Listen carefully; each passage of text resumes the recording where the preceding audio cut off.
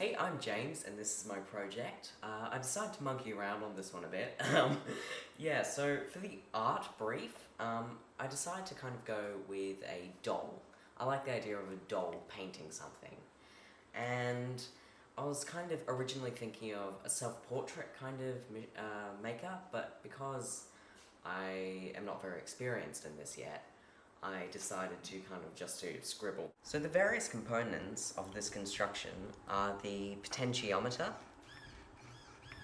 in a joystick control, the Arduino Uno, and the breadboard.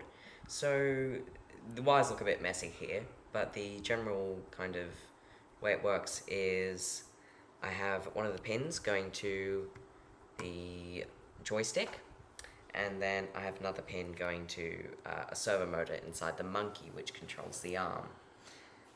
And it's quite a simple construction, but yeah, the doll kind of adds to it, I think.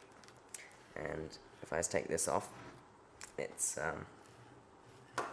slides off like that, and it's just a metal arm with a servo attached. Now I've just hot glued the motor to the motor mount, but yeah, see you next class.